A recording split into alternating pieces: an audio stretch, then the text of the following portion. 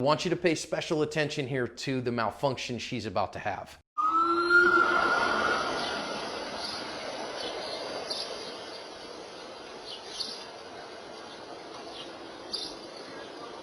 What?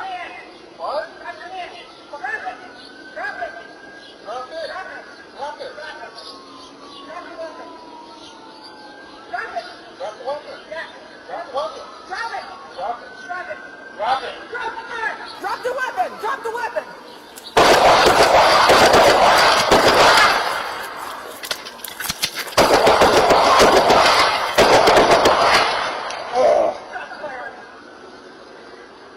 Down.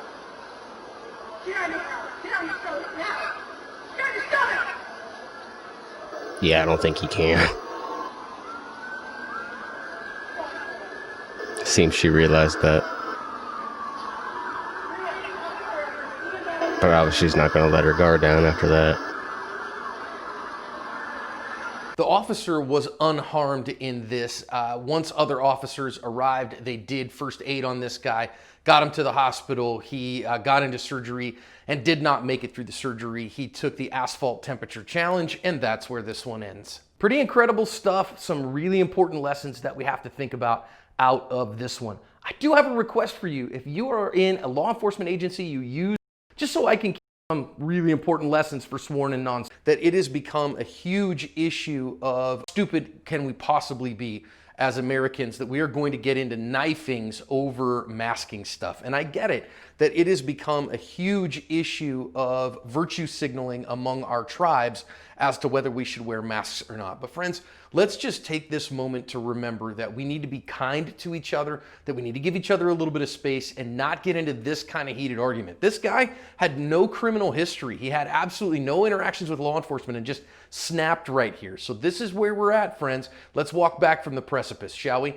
So he gets pulled over, officer gets him pulled over, and of course, it's just gonna go bad from the beginning. We know this is a felony stop. This guy has stabbed a man who was in critical condition, last update I have, and when she pulls him over, he jumps out of the car. Now, my officer friends know that this absolutely says bad things are coming, which is why if ever you pop out of the car, the officer's gonna tell you to get your butt back in the car, go sit back in the car, because when you come out of the car, it is never with a bouquet of flowers and good things are not coming. And I know every officer that I know is taught that in their basic academy. I think the first time I got pulled over for speeding, I got out. Why did I get out? Well, I got pulled over. I shouldn't be trying to leave or reaching for weapons or anything. It's like I stand out there, not being aggressive, not holding a weapon or anything. But yes, I was still told to get back in the car, so I just did and waited.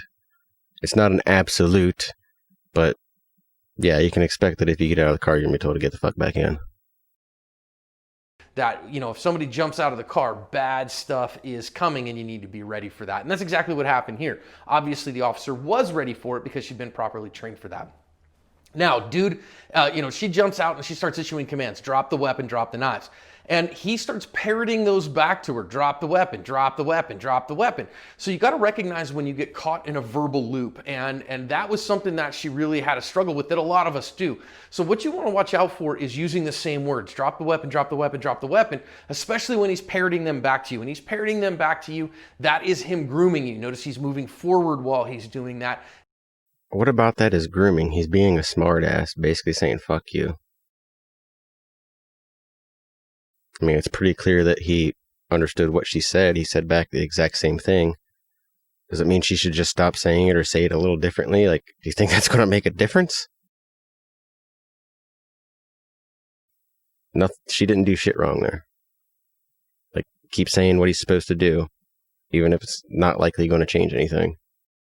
And he's trying to close that gap because he has distance tools, short distance tools, where she has a handgun. So number one, get out of your verbal loop. Make sure that you understand how to communicate in multiple ways. Say it in a different way or whatever. Number two, make sure that you recognize that as he closes the gap, you got to stop that. Now, let's think about this threat that she faces here. I think this officer did a pretty fantastic job of giving up ground to buy herself space.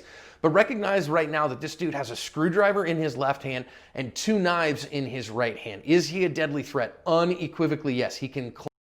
I just want to say, why the fuck 2 knives? Apparently, He's not thinking that one through too much or something. Like, what the fuck? Close that gap incredibly quickly, but thankfully she's smart. She has her firearm out and on target and is issuing commands. But look at her grip. I don't love the grip here, and that's going to become a significant. Obviously, whether or not he's thinking that through and has two knives or not, like, irrelevant, doesn't matter or any of that. It's just like an afterthought, hindsight kind of thing. Significant problem. You got to have unconscious competence in the grip. Now, when did she decide to fire? Yes, unconscious competence. That's why you train. Let me rewind that for a second because there's something I think I noticed first time around. Significant problem. You got to have unconscious competence in the grip. Now, when did she decide to fire? She decides to fire right here. Why did she decide to fire? Because the guy lunged at her when he was standing there. Okay, get back to the video. Talk at him. When he decided to lunge and come towards her, she was out of options and had to defend her life. She has the same right as anyone else to defend her life against a deadly threat, and this guy absolutely is a deadly threat in that moment. Once again, though, let's talk about unconscious competence with fundamentals. You got to get those completely unconsciously competent because the grip is a significant problem here. We're going to see her put the first shot on the guy, and notice what's happening with her grip when she does so. Notice that. When I watched this, it looked to me like every shot before the, I called it a jam before I realized he gets into it later, what actually happened, what he thinks actually happened, what I think actually happened. It looks like every shot before the slide locked back missed to the left. That her support hand pinky is completely off the gun and the gun has come completely out of her hand. Now this guy here is going to keep coming. So that first shot on target, incredibly important, but recognize that handguns and terminal ballistics all are going to have this problem. You put one center mass in a guy and there's a good strong chance that he is going to keep coming and keep doing whatever it was he was doing in the moment that you press the trigger. So you got to get a fast follow-up shot on him. Now I've slowed it down for the sake of time here. She gets that second shot on him. About a half second later, about 0.56 seconds later, she gets a shot, and I don't mind that. He's at about 5 yards. So if you put the first one in him, you notice he kind of hop step when she did that. That gave her a half second. It didn't look to me like any shot hit. You see no, like, even slight dark spot, like blood, nothing. Which sometimes you get shot and it can not bleed immediately. Hell, I've shot a deer in the chest with a 20 gauge before. It ran 20 yards, no blood, and then just dumped buckets. But I see no indication, no hit, no movement of a couple of pixels or anything like that. It just looked like everything fucking missed. Second, in order to get a shot on this guy, she gets a shot and press the trigger. So you got to get a fast follow-up shot, center mass in a guy, and there's for the sake of time here, she gets that second shot on him, fast follow-up shot on him. Now I've slowed it down for the sake of time here. She gets that second shot on him. About a half second later, about 0.56 seconds later, she gets a shot, and I don't mind that. He's at about 5 yards. So if you put the first one, he flinched from the bang. That wasn't a hit flinch. In him, you notice he kind of hop step when she did that. That gave her a half second in order to get a shot on this guy and to get an aimed shot. Tells me she's not panic firing, and that is a very good thing. That means that she's following her training, seeing her front sight, pressing the trigger, and putting shots on target. So, you know, again, having rocket fast splits is not an indicator that you're in control of yourself. But now watch what goes down here. We see this slide back up again, and this is her third shot. And that third shot is going to be a pretty interesting one here because you see it start to go off and he is still coming. So now notice here that that shot would have to go through his left arm, could have to go through bones in there, then through his rib cage to get to a vital target, which is why we want good penetration out of our defensive rounds. But notice here on her fourth shot, this fourth shot, she caused the problem. The fourth shot here, again, another. It did look like she kept changing her grip as she was going. Personally, I wouldn't have an externally accessible slide lock on a defensive weapon. In a stressful situation, you're not going to use it. You're just going to grab the slide, rack it back. And the only time you need to manually lock the slide open is when there's not a threat. You don't need to do that in a life or death situation. You have other options that are easier to train for and to expect to be able to do under that kind of situation instead of something that takes a little bit of fine dexterity. Like, yeah, they're typically located in a good spot where you just got to move your thumb up or down, but it's easier the other way. There's one way to do it that's easier to do in a stressful situation. You don't need the fucking slide lock. could shave it off, and then you can't have a malfunction like this because your grip was a little bit off. If your grip's real bad and you have your thumb completely on the slide, you could still cause it to not eject. So there's that, but less likely. Another half second, so she's shooting half-second splits, and that's great as he continues to come. But what I want you to notice here is she did something. This is the shot that actually fouled her firearm. So what you're going to notice here is that sometimes the way we grip the gun matters, not just to control recoil, but so we don't foul the control surfaces of the gun. Because my guess is here that she actuated the slide stop lever of that Glock when she was firing.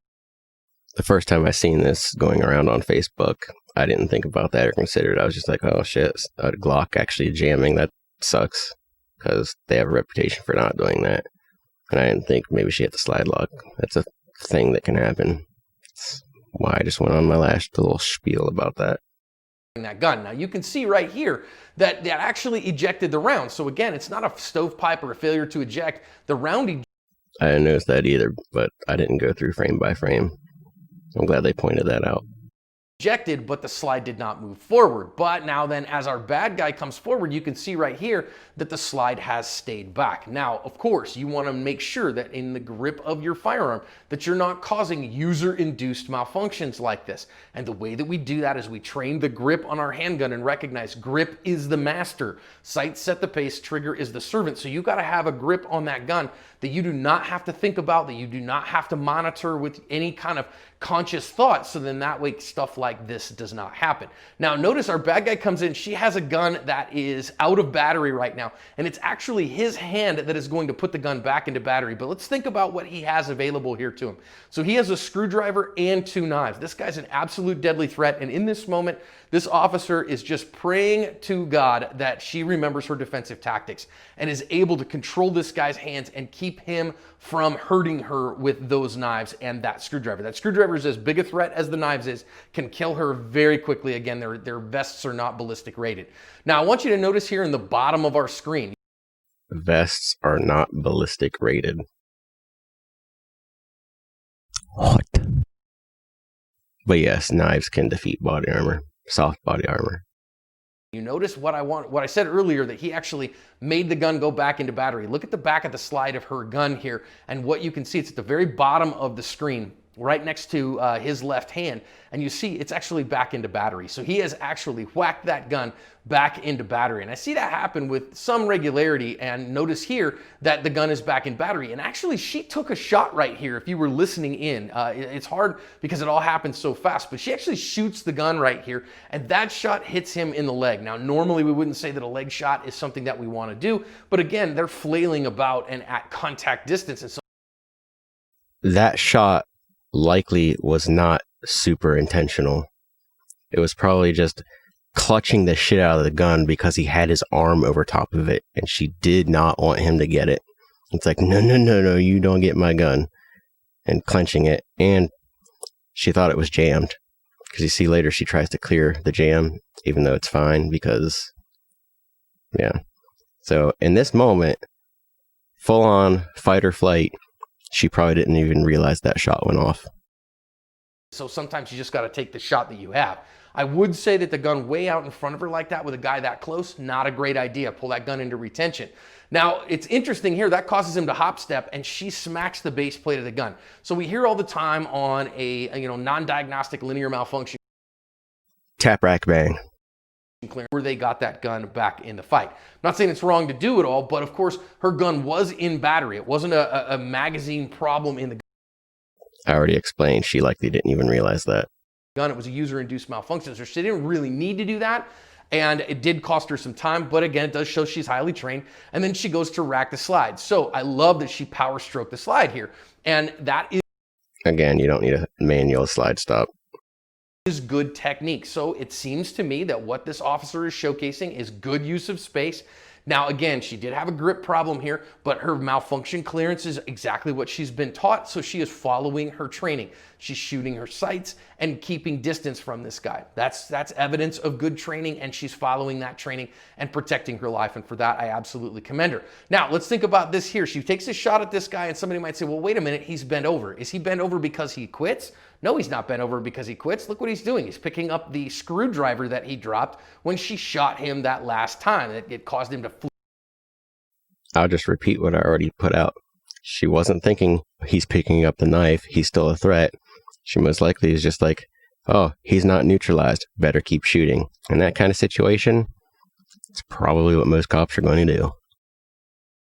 Or a person like myself in the exact same, not exact situation. I'm not a cop, but I think I'm getting my point across here. Flinch and drop the knife, that screwdriver, and now he's picking it back up so he can continue his attack. And in that vein, then she's like, no, this guy is still a deadly threat. And again, she presses that gun out, gets in a good sight picture, and gets some shots on target. And it's finally that last shot that puts him down. And when you don't know the sight picture, but I mean, she did hit, so apparently it was good enough. He goes down, she stopped shooting. And I think that is highly professional on her part. So again, a couple challenges here with grip and stuff like that, but in an overall sense. Oh yeah, she kept loosening and retightening her grip early on there. Like that's the only way I can explain that is nerves or something. She fought the fight well, and she got enough on target to get this guy down. Now, I know somebody's going to be frustrated and say, well, why didn't she then help him right now and get some first aid started? She doesn't have backup right now. She's sitting there all by herself. Nobody's there to help her, and that guy can reemerge as a threat at any time. I think she's very wise here to stay away from him until backup gets there. Then they can get him into custody, get the weapons away from him, and then they did give him first aid and do what they could. But outcomes are dependent upon the actions of the perp. This guy right here earned what he got. He paid the band, and so he got to dance the dance. So let's learn the lessons here about using our verbal commands. Always with the stupid analogies. Because you gotta sound cool. Let's make sure we're able to buy ourselves some time by using space and giving ground when we should. Let's make sure that we train that fundamental grip, that the grip is the master, and we train that so much that we don't ever have to think about it because it's so consistent that it happens automatically for us. Let's learn our malfunction clearance because malfunctions do happen in real life gunfights. Shoot to stop the threat and do. Anyway, yeah, that's why you train. God damn it, I hope this video wasn't playing in the background. Shut up. Anyway, just another commentary on somebody else's video, adding my 2 cents. Peace.